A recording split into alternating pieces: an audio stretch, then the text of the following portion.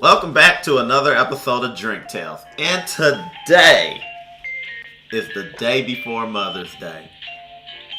And as a result of that, we're going to come up with another cocktail. I think we did this last year.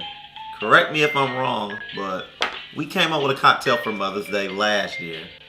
So, we're going to do it again. We're going to come up with something different.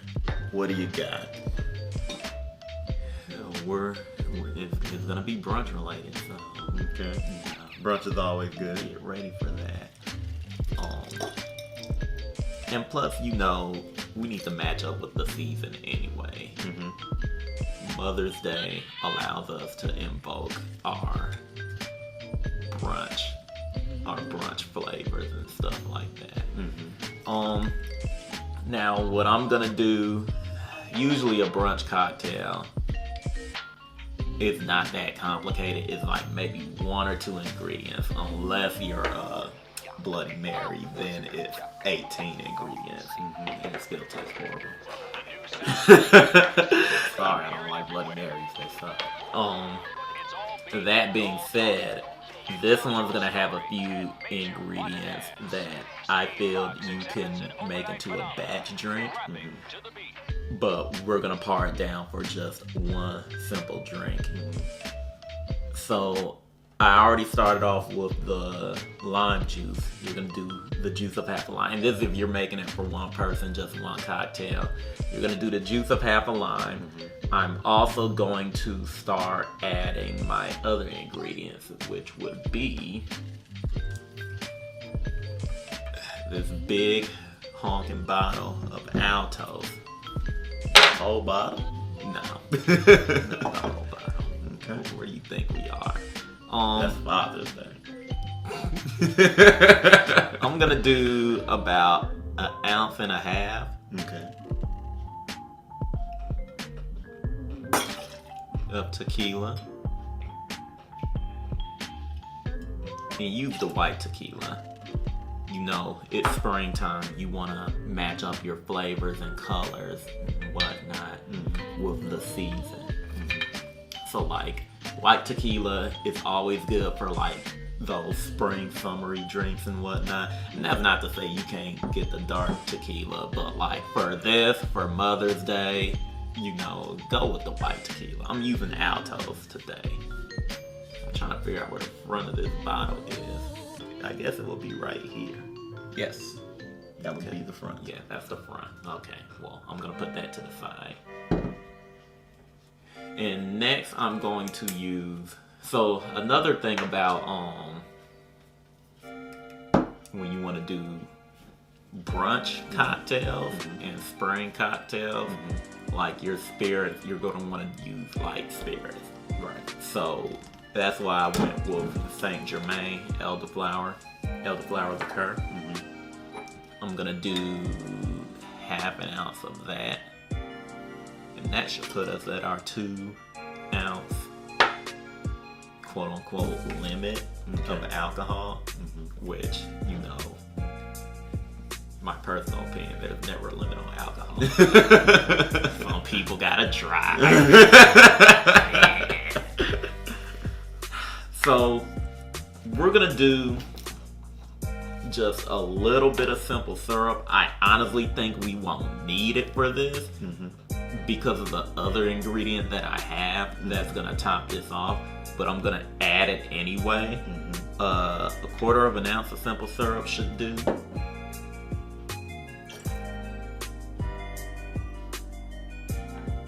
But I'm adding it, and you can bump that up to 1/2 ounce as well. But I'm doing 1/4 ounce because our last ingredient, which is going to be to top it with pineapple juice, I want to make sure that the drink isn't too sweet. Right.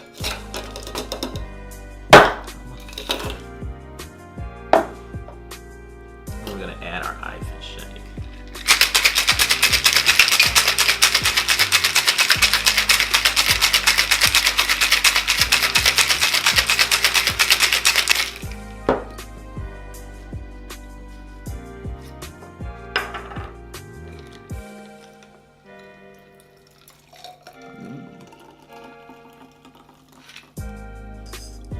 silky smooth.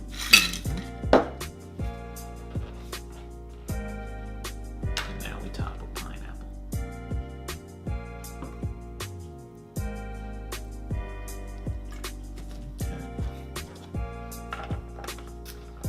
And as far as the garnish is concerned,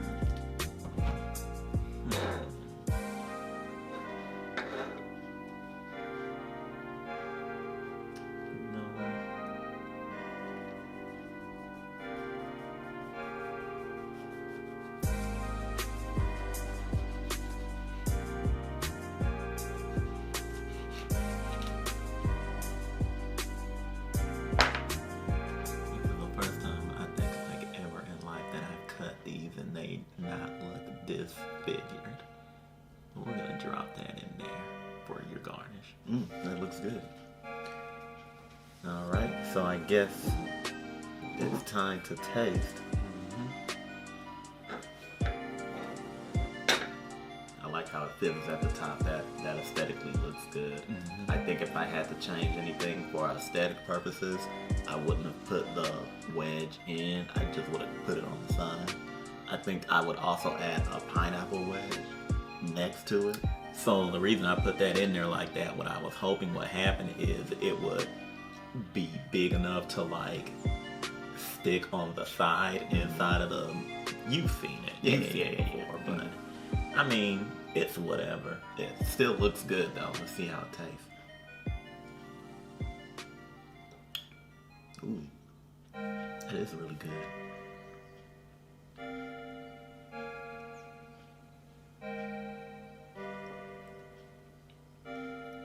And your simple syrup was on point.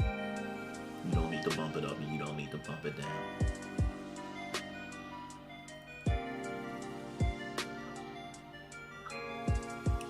Yeah, everything's hitting real good. That's really good. I'm gonna not be a mother, but I tear you back.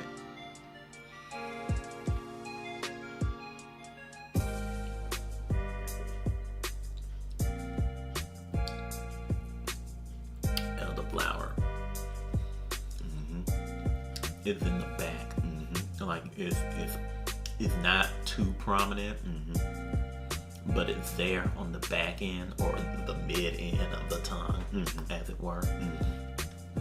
You can also taste the tequila, but the tequila mingles well with the pineapple juice and the syrup and the lime juice. Yeah, that's really good. I love the way that fizz comes up and gives it that look. I love the lime in there. Like I said, I think the only thing I would change is I would add a pineapple wedge. See, not all. I went with this type of glass because when I think brunch cocktails, you think of flute. Yeah, you think of wine flutes and stuff like that because you want to give your drinks, your brunch drinks, that type of prestige. You don't always have to, and this also speaks to the fact that you don't always have to resort to champagne or sparkling wine as your go-to for your brunch cocktails. Now that's not to put those ingredients down. I'll be quick to throw some brut champagne on top of something to give it a better taste. As a matter of fact, if I remember correctly, we used brut champagne last year. But the goal is diversity, and you need to be able to mix your flavors well so that you can produce better quality drinks. Now, I do want to say this as well, and I think it's understated, or rather something that we don't really touch on a lot. I'm going to bring the Altos back out here because I feel like this is the star of the drink because it allows for the it mingles really well with the juices that are in there. The juices in that little bit of simple syrup. It allows for those ingredients to mix together. Right. And while you can taste the tequila, it's not too overwhelming. It's that right amount. Like I like using Altos when we do drinks like that. So yeah, guys, I guess the lesson of the day is go get you some Altos. Yeah. Now here's a random question, because I know at the beginning of the episode you mentioned that someone wanted to use like a gold tequila, so to speak, that using colored tequila wouldn't be much of an issue, but you were doing this because of the season and stuff. What about mezcal? How do you think mezcal would have been handled in this? So here's the thing, and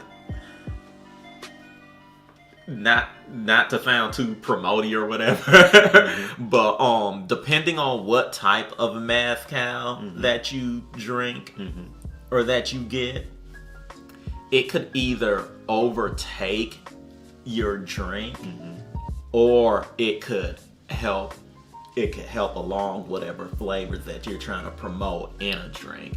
I don't know if you guys watch How to Drink, but the guy on there, his name is Greg. He just recently did a episode talking about mezcal, and he tasted a whole bunch of mezcal, and the flavors that the tasting notes and flavors that he was pulling, they varied very differently. Like ironically, he had one that tasted like that had like a chemical taste, and then he had like one that had a vegetable, or maybe I'm saying that wrong, but like the taste hinted at vegetables. He had some that leaned in, ironically, fruity apple type deals, and then he had some that are like that varied as far as like the smokiness of their flavors. And if you guys want to see what he thought for yourself, we have the link of that episode in our description, just to know what I'm talking about. But as far as like mezcal in general to use for a brunch drink, yeah, I mean, go ahead if you know what you're doing with that. I know a lot of times the mezcal we use is the what is it called? The Bonhead, and I'm probably saying that wrong. The artisanal mezcal. And that has a prominent smoky flavor that I like. As a matter of fact, I don't know if you've noticed when I've been doing margaritas, like I add a little bit of that mezcal into the mixture, because I like the smoky flavor that it gives off, and that smoky flavor ironically can enhance the whole mixture that you're putting in there. Because like when I do the margaritas, like I do a whole bunch of mixes and stuff like that. So like I never make the same type of margarita twice in a row, unless someone asks me to do that twice in a row. Right. Well, this was good, and the only reason I asked because I was curious of how this would have turned out with mezcal, but I thought this came out very good. It's a perfect Mother's Day drink. Like, it's not too overpowering. And I know you were talking about you could also you only did this for one single glass, but if someone wanted to, they could do it in a batch drink. But I think as a single glass, the look came out perfect, the taste came out perfect. But I can even imagine doing it in a batch and having it in a pitcher and cutting up lime wedges and pineapple wedges and stuff in there. That would be wow. Yeah, that was really good. I really like the way that turned out. That's a perfect like, and we're saying Mother's Day because we were making this as a Mother's Day drink for this episode, but it's also a great springtime, just a great brunch drink in general. Yeah. Like you want, like when you're doing drinks like that, and I don't know, I guess depending on your audience, because you have some people that like their brunch drinks heavy on the alcohol and whatnot, but you want, and this is gonna sound really messed up and silly, but you want your alcohol to be sneaky in these type of drinks. Because you're at brunch, and think about what type of foods that you're having at brunch. Like they're gonna mostly be breakfast foods. Sometimes there are gonna be, and breakfast foods usually lean on the sweet and sometimes savory deal, depending on what you're doing. Yeah, because I'm thinking like biscuits with some gravy, or like naan and lods with the or like with capers and things like that. French toast, yeah, eggs, bacon, and stuff like that. Like you'll want your drink to not be overwhelming, but match up with those flavors that you're eating on in your brunch platter or whatever. So like and that's why people do like the just to name some cocktails off the top of my head, like screwdrivers and stuff like that, because they're literally just like your juice and the alcohol.